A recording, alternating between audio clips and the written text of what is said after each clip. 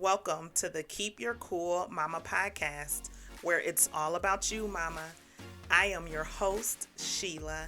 I am here to help the busy, overwhelmed mom reclaim her sanity, balance motherhood, her self care, and to unapologetically grow. I am so happy you are here and hope you plan to stay a while.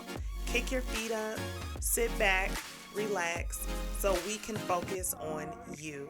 Let's go, cool mama. Hey, cool mamas. This is Sheila, and you are listening to episode 64 of the Keep Your Cool Mama podcast. Hey, girl. How are you feeling today? I hope that you are good. I hope that you have had a good week. And I hope you're feeling good from the inside out. Let's go ahead and get into today's Cool Mama check-in. Today, I'm feeling optimistic. I'm feeling optimistic today. My life is just really consumed with it's motherhood season all the time for me, but like I'm really enjoying my motherhood season right now and just watching my boys grow up. And today I took my oldest son, Malik, to get his schedule together for high school, for his last year of high school. And, last episode we talked about how it's his last year of high school and reflecting on the episode where I talked about him going into high school, which was in 2021. So, taking him to school today to do that. And then I had to leave him there because I had to get to work and it was taking longer than usual. Longer than we expected is what I should say. And when I left him there, the plan was, for my husband to pick him up. So he was going to wait for his dad to pick him up, which was a whole lot later than what he would have liked to be picked up. He was going to have to actually wait a couple of hours. And I'm a mom who I'm trying with everything in my might to not baby these boys. And I'm doing a good job if I do say so myself, but sometimes I do fall into those times where I do baby them. And I'm trying to get out of that. And my husband suggested just tell him to take an Uber. And I'm like, an Uber? What? Not my baby. Not my baby. And then I'm like, Sheila, this child of yours is a young man who is on his way to college in about a year. The school isn't far from your house. Just let him take an Uber. So I suggested it to my son. At first, he wasn't down with it because he didn't want to pay for it with his money. But mommy and daddy don't have to pay for everything. And I let him know that it wasn't going to be that expensive because it's not that far. So he paid. He was like, well, let me look to see how much it is. It wasn't even $15. It was like almost $14. So I was like, okay. He said he ordered it. He ordered the Uber. Is it ordered the right? Reserved? I don't know which one you say. So he did that. And I told him, okay, let me know once you're in the car and pay attention to your surroundings. He said, okay. So he let me know when he was in the car. And if you already know what I did when he said he was in the car. I followed him from the time he left the school until he got here, with his location on his phone. And everything was fine. And it just made me feel so good. First of all, that he just was a young man and did what he had to do to get home instead of waiting for mommy and daddy to pick him up. The whole Uber situation is kind of new to me, as old as Ubers are at this point.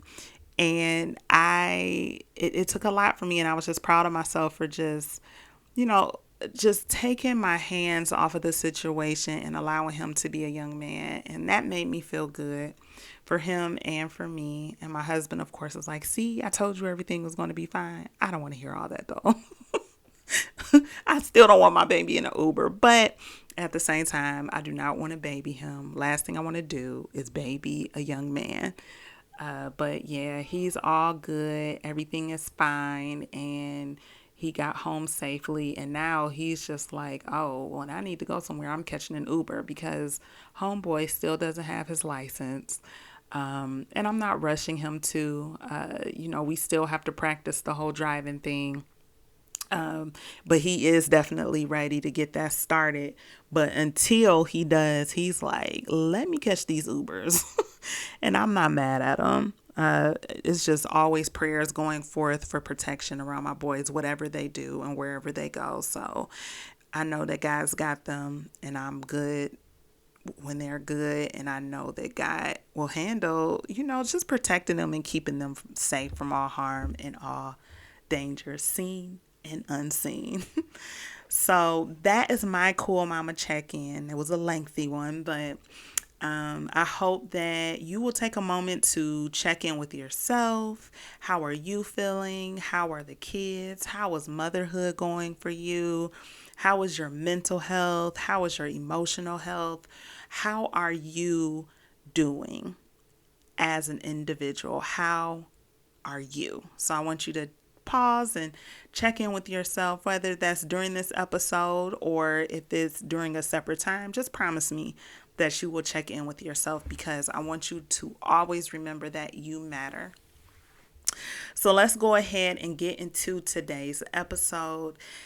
It is the beginning of the school year for most of our children. Some children have not started yet. And some are already in school. But regardless of where you stand in the situation as far as started or not started, I want to talk to you as a mom about self-care during the school year. And I think that it's important that we consider ourselves during the hustle and bustle times of a new school year, and as the school year goes on for the next 9 or so months.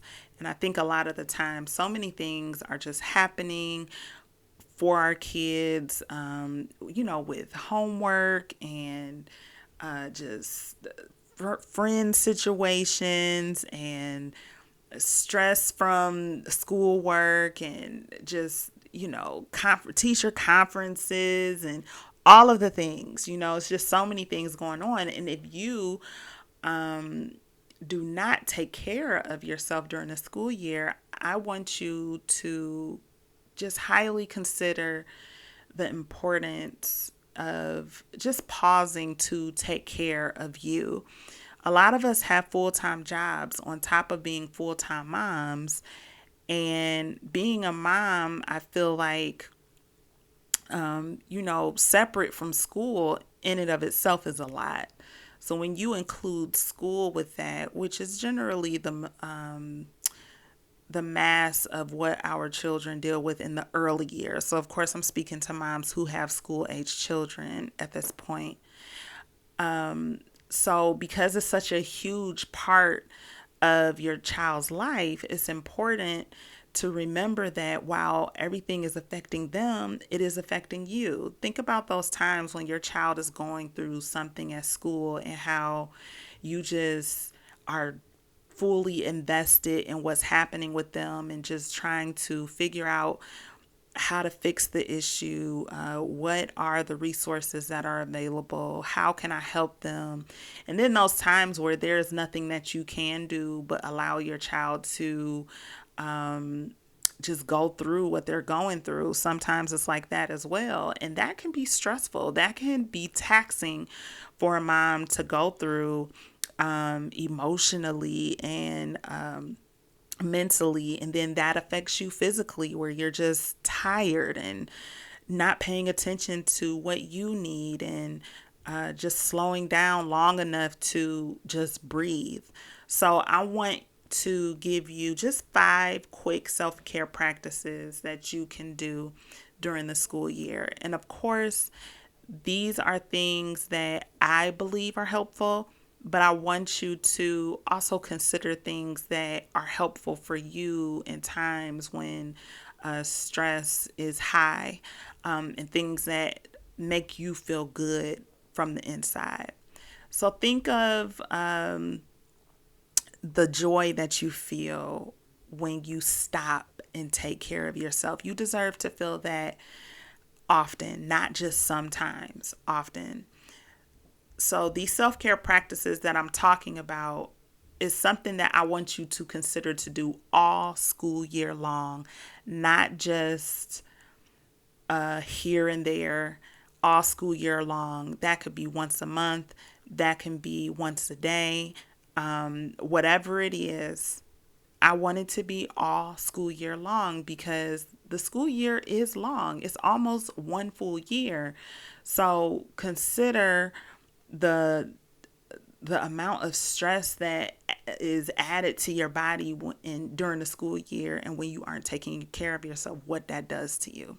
So that's why it's important to do these things frequently. So let's go ahead and get into these 5 things. The first one I have here is schedule a 10-minute silent moment every day. These 10 minutes will add up every single day. So if you got 7 days in a week, and you do 10 minutes, 10 times 7 is 70 minutes. So you got over an hour of silence for the week. It sounds like it's not a lot, but if you're a mom who doesn't take time to yourself to have silence, that 10 minutes will make a huge difference.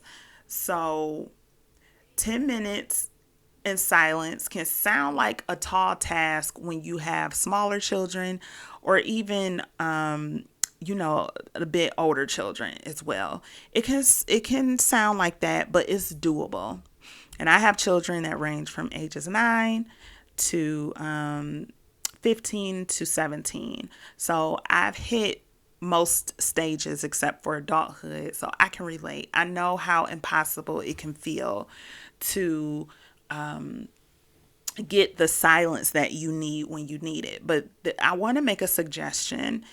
If silence is hard to come by for you, and you just don't know when you could make it happen and it just seems impossible, I want you to consider those moments that you're scrolling on your phone or watching TV, and it's just you and your child is either asleep, or they're doing their homework on their own, they're reading, maybe they're like at their sports practice, maybe they're with their dad, and their dad is able to keep them occupied at the time. Whatever it is, use 10 minutes of those small moments that you have to yourself to just sit in silence. And that could be in the car. You could take a drive with the radio off. I would suggest sitting in the driveway in the car, but I feel like that's just open access for people to just come outside. And by people, I mean the little people, to just come outside and say, "Mommy, what you doing?" Or the husband or significant other to come outside. "What you doing? How long you gonna be out here? Do you have time to do such and such for me?" Listen, I understand. So I want to suggest, if sitting in a driveway doesn't work, try taking just a short 10-minute drive. Like go to like a Starbucks parking lot or a Target parking lot, in a well-lit area, wherever, a park, be safe, of course, or just take a 10-minute drive in silence and just be. If that's not possible, do a bathroom silent moment. Listen, as moms, we already know how beneficial those bathroom times are, because it's like the one place that you can get away, even if they knock on the door, but you could just be by yourself for a minute, right? And I want to also suggest that when you have these 10-minute moments, to talk to your children, talk to your significant other, and let them know I need these minutes to myself for myself. And when I have these moments in quiet to myself, it allows me to be better for you, which is true. So bring your family into the situation and help them to understand why this is important and how it will help you, and that you would really appreciate their support in this. 10 minutes, 15 minutes, 30 minutes, I don't care, but let's start with 10 minutes. If anything above that is just asking for too much, and maybe you just need to ease into it. But let's schedule that time. Put it in your calendar so that you can get an alert every single day.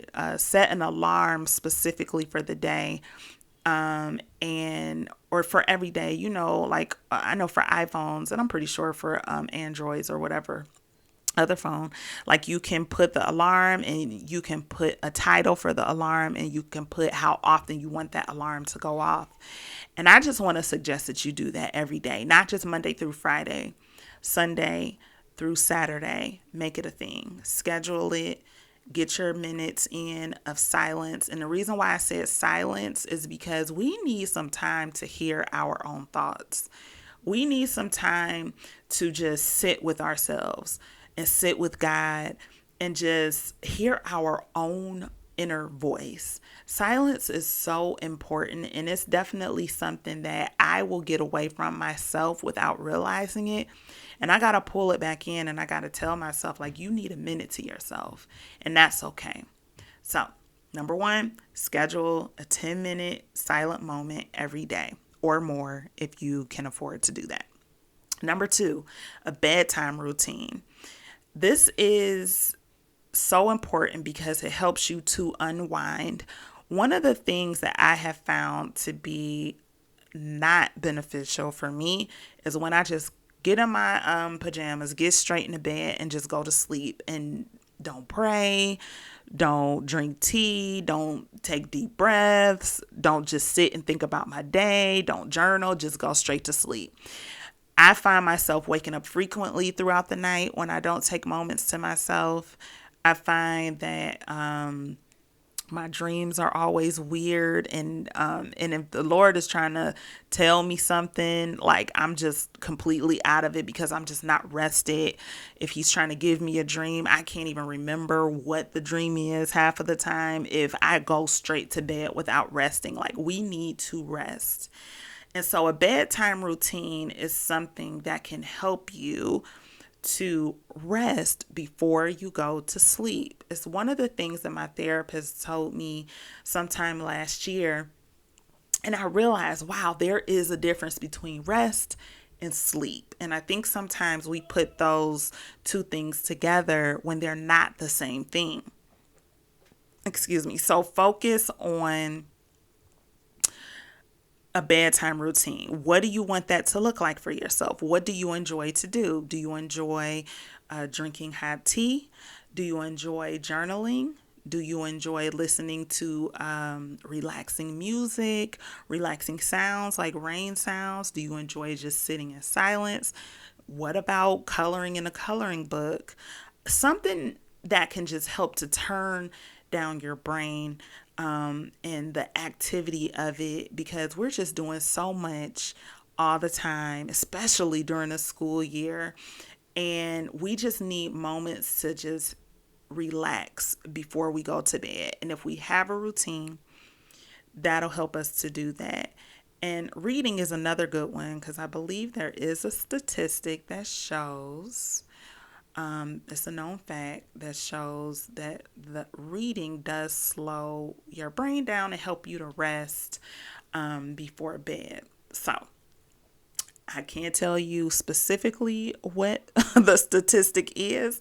Definitely worth researching yourself so that you won't just take my word for it, but definitely check that out and look that up, because it's a real thing. When you read, it slows down your brain. And also, if you don't know what you want to do to for your routine, for your bedtime routine, look up different ideas on Google. Like, what is a good bedtime routine to start with for beginners? Personally, for me, my favorite bedtime routine is drinking tea, listening to soothing sounds. I might have some lavender on my diffuser, which I haven't used in a long time. And now that I'm talking about it, I know I need to get back to that. A diffuser. Reading is definitely something that I like to do. So I pretty much just told you things that I have done that I enjoy. But definitely, if you don't know what you like to do before bed that helps you to calm down, Google it and see if you can come up with some ideas. But before school starts, I want to suggest that you have something, at least one thing that you do before bed to help you relax, and try to do it at least an hour before you go to bed. And this will also require that you just don't just fall asleep at any time, but you schedule a bedtime for yourself. And I know this might be something that feels like it's impossible as well. I feel you, because sometimes I'm like, I just don't have the energy to do anything else, and then I just fall asleep. But it helps to schedule it, because then you can have that bedtime routine before, and then make sure that you are getting a good night's sleep, meaning that you are sleeping for a good amount of time. And I think for adults, it's 7 to 10 hours of sleep, or is it 8 to 10? That is the best for us to have. So make sure that you're not only having a good bedtime routine, but that you're giving yourself enough time to rest well. All right. So number 2 is bedtime routine. Number 3, plan a day out at the beginning or end of each school quarter. And I say school quarter because this will help you to focus on how you're treating yourself during the school year. I'm going to start doing this. I literally just thought of this today, and I wanted to share it with you. So just plan. Maybe it's with a friend. Maybe it's with your spouse. Maybe it's by yourself. I want to suggest by yourself, because we don't have enough time alone as moms. At least like 1 or 2 throughout the school year by yourself, and another 2 with a friend. And just plan ahead a day out that you could just do something fun. And then some fun things like going to a museum, or while it's still hot, going to a park and just sitting on the bench and just sitting in silence, going skating. There are so many fun things to do. And just think of what is fun to you and plan a day. Go to a new restaurant. And these are all some of the things that I suggested on summer plans that we can make as moms to make sure that we're having a fun-filled summer. But, I think that we should plan fun things throughout the school year, so that it's not just all about work, work, work, work, work. That is also about, what can I do to unwind and have fun and not forget that I am a human being that deserves to have a good time as well. So number 3, plan a day out at the beginning or end of each school quarter. Number 4, pamper yourself at least once per month. At least once per month. If you want to do more than once per month, have at it, girl. I love that for you. I want that for you. But at least once a month, pamper yourself. One of the things that I love to do to pamper myself, I love giving myself a facial at home. I love painting my toenails. I love doing my fingernails, like painting my fingernails,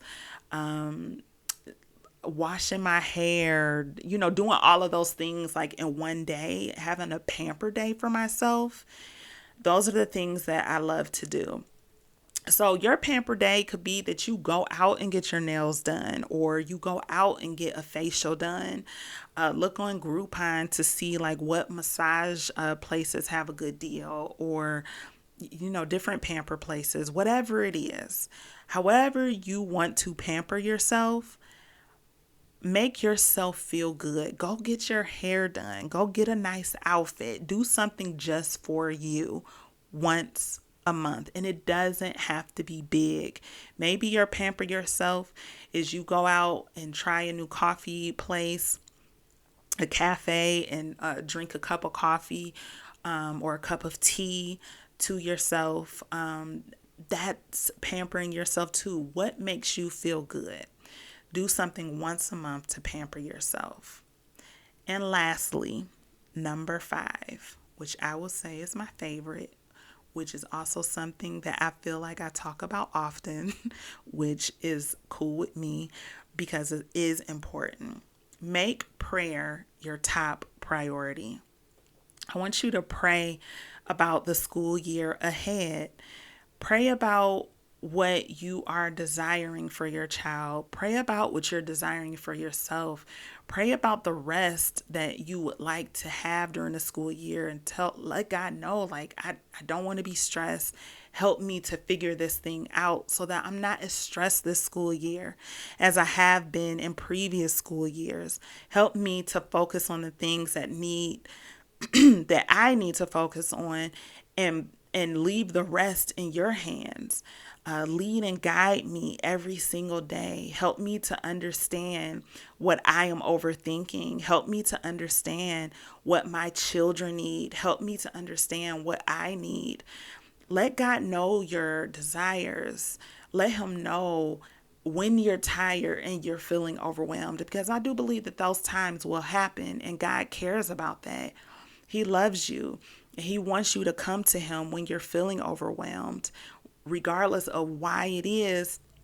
He wants to hear about it, and He loves you. He cares about you. So tell Him what it is. And one of my favorite scriptures that reminds me that when I'm tired and overwhelmed, to lay before the feet of Jesus and give it to Him is Matthew chapter 11, verse 28.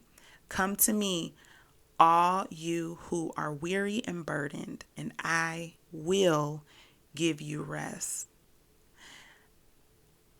The important word that I always like to point out in scriptures like these is I will give you rest. If you pay attention to the fact that God did not say I might, maybe I will if you act right, maybe I will if you do all the things perfect. No, He didn't say that. He said I will give you rest. And what needs to happen for Him to give you rest? You come to Him. When you are weary and burdened, come to Him. Come to Him in prayer and let Him know those things. Make prayer your first priority. Do it in the morning before your children wake up and it's just you and God, and know that is a good silent moment. Time to have silent moments as well, is to sit before God and let Him instruct you of the day that He has designed, and that how He wants you to go about it. Because when we start with Jesus and end with Jesus, He gives us a rest and a mental clarity that we just don't have without Him. If you haven't tried Him, I highly recommend that you do, because like I said, and I will say over and over again, Jesus loves you. He cares about you and everything that you have going on in your life. So start with Him, end with Him, in motherhood, and just in life in general. So, number 5, make prayer your top priority. Those are my 5 quick self-care practices that I would like you to consider to do for yourself this school year as the kiddies go back. And I pray that God will protect and keep your children. I pray that your children will have a fantastic school year, that they will learn, they will grow. I pray that they will have good experiences, and that they will have great teachers that will give them the attention that they need and help them to understand the material when they don't understand it. I pray that the Lord will provide the resources that are needed during this school year for your children. I pray that you will not lack. I pray that God will bless you with an abundance of peace, joy, and whatever it is that you need, because I believe that He will provide. So I love you guys. I hope to see or talk to you next episode. If this episode was helpful for you, if it was encouraging to you, please share it with another mom that you care about. Please leave a review for me on Apple Podcasts, as well as subscribe on whatever platform you may be listening on. I love you so much. I will talk to you next time. Bye-bye.